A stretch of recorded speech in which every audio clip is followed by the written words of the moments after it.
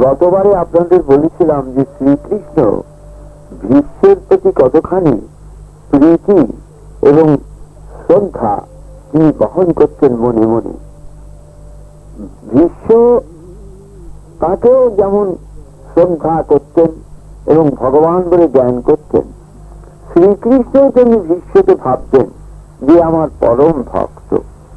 তাই ভীষ্মের সম্বন্ধে তিনি চিন্তা করছিলেন। সেই সময় যুধিষ্ঠির এসে দাঁড়ালেন এবং তিনি বললেন যে দেখুন, আপনি কখন এসে দাঁড়িয়েছেন আমি তাও বুঝতে পারিনি, আমি ভীষ্মের কথা ভাবছিলাম। ভীষ্মের গুণাবলী তিনি বলতে লাগলেন। তিনি বললেন যে ভীষ্ম শুধু বীরত্বে মহিমায় আদর্শ স্থাপন করেননি, রাজধর্ম, নীতি ধর্ম, সমাজ বিজ্ঞান, আধ্যাত্মিক শাস্ত্রজ্ঞান সকল বিষয়ে তিনি অসাধারণ পণ্ডিত, কিন্তু পাণ্ডিত্যের অভিমান তার নেই। জ্ঞানকে আয়ত্তাধীন করেছেন বলেই তিনি ভক্তিকে এক দৃঢ় ভিত্তির উপর স্থাপন করতে পেরেছেন। আমি মনে করি আপনি এখন হস্তিনাপুর রাজ্য পরিচালনা যাতে আরো সুষ্ঠুভাবে করতে পারেন তার জন্য অবিলম্বে যাওয়া প্রয়োজন। কারণ নিশ্চয়ই সূর্য উত্তরায়ণে গমন করলেই তার তনুত্যাগ করবেন। অতএব আপনি আপনার ভ্রাতাদের নিয়ে তাঁর কাছে যান। আমিও অবিলম্বে সাত্যকীকে রথ প্রস্তুত করতে আদেশ দিচ্ছি। যুধিষ্ঠির ক্ষণকাল তাকে অপেক্ষা করতে বলে ভ্রাতাদের সেখানে আহ্বান করে নিয়ে এলেন এবং সকলেই রথারোহণ করে অচিরে গঙ্গা তীরে সরসজ্জায় সাহিত্য বিশ্বদেবের সম্মুখে গিয়ে উপনীত হলেন। মহাভারত কথক বৈশম্পায়ন এই দৃশ্যের বর্ণনা করতে গিয়ে বলেছেন যে ভীষ্ম যেখানে সরসজ্জায় শয়ন করে আছেন তার চারিপাশে তখন বেদবিদ, ব্যাস, নারদ, বশিষ্ঠ, অসিত দেবল, মৌদ্গল্য, ভৃগুনন্দন, রাম, দক্ষ, পরাশর, অঙ্গিরা, মরিচি, গালব, মার্কণ্ডেয় আরো বহু তাপস সেই শয্যার চারিঘাট ঘিরে রয়েছেন। ধূপ ঝুনা পুষ্পগন্ধে স্থানটি আমোদিত হয়ে রয়েছে। ভীষ্ম একান্ত মনে শ্রীকৃষ্ণের স্তব করে বলছেন, শ্রী শ্রীকৃষ্ণ তুই দোষহীন, নির্দোষিতার আস্পদ, তুই পরমহংস ঈশ্বর। আমি অনুরাগ করে যেন তোমাকে প্রাপ্ত হই। তুমি নিত্য বিশ্বকর্মা, লোকে তোমাকে সহস্র শির, সহস্র বদন, সহস্র চক্ষু, সহস্র চরণ, সহস্র মুকুট সম্পন্ন নারায়ণ বলে মনে করেন। তুমি সূক্ষ্ম হতেও সূক্ষ্ম, স্থূল হতেও স্থূল, গুরু হতেও গুরু, শ্রেষ্ঠ হতেও শ্রেষ্ঠ পুরুষ, তুমি নিষ্পাপ ও সর্বেশ্বর। মানুষ তোমাকে অভেদ জ্ঞান সম্পন্ন হয়ে নিজের অন্তরাকাশে দর্শন করে মোক্ষ লাভে অধিকারী হয়। তুমি বসু, ইন্দ্র, সূর্য, তেজকে অতিক্রম করে বিরাজমান। তুমি বুদ্ধি ও ইন্দ্রিয়ের অবজাত। আমি তোমার শরণাগত, তুমি সত্যস্বরূপ, অদ্বিতীয় অক্ষর ব্রহ্ম, তুমি সৎ ও অসতের অতীত। তোমাকে নমস্কার।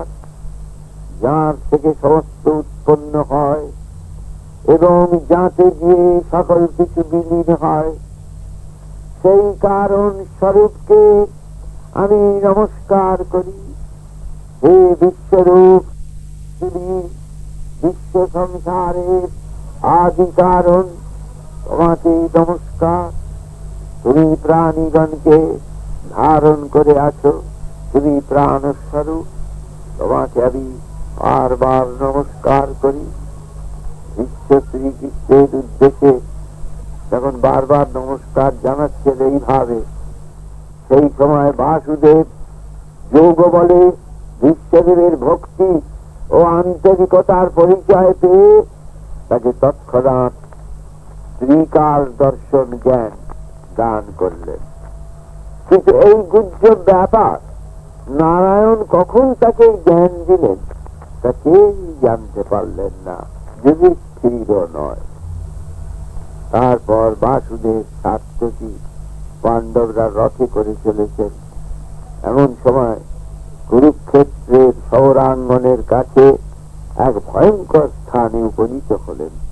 এই স্থানে অসংখ্য নরকপাল, সহস্র সহস্র দগ্ধ চিতা, অসংখ্য অস্ত্র শস্ত্র ইতস্তত পড়ে আছে। যুধিষ্ঠির বাসুদেবকে জিজ্ঞাসা করলেন, এই স্থানটি অতি ভয়ঙ্কর, তো এখানে কি পূর্বে হয়েছিল? বাসুদেব বললেন, হ্যাঁ, এইখানে পরশুরাম লক্ষ লক্ষ ক্ষত্রিয়কে বধ করেছিলেন। দূরে 5টি হ্রদ রয়েছে, দেখতে পাচ্ছেন, তাদের নাম রাম হ্রদ।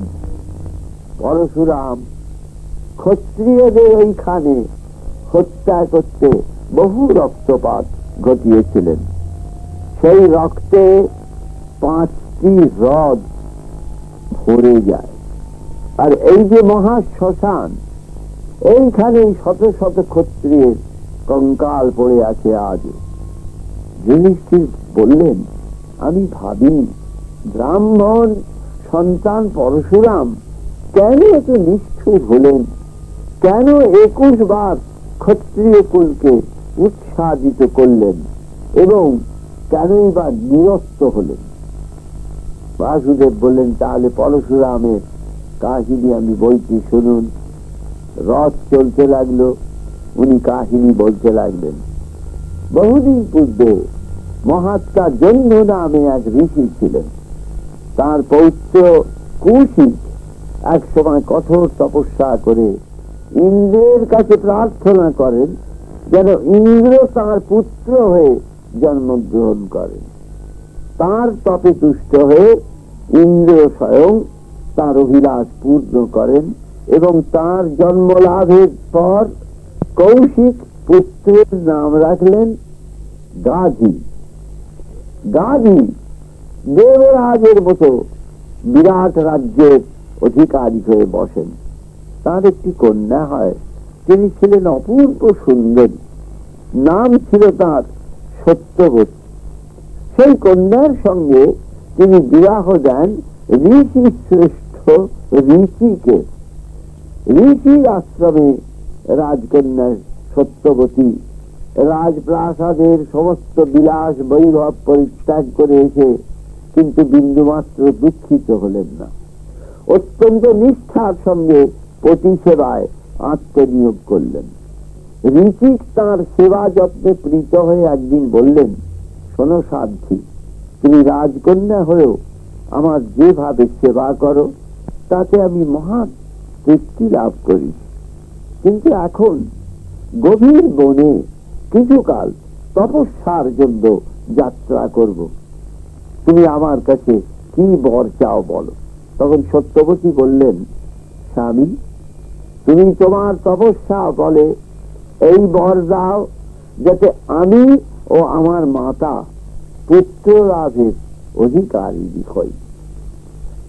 ঋষিক বললেন, ভালো কথা, তোমাদের দুজনার জন্যই আমি চরু প্রস্তুত করে দিচ্ছি।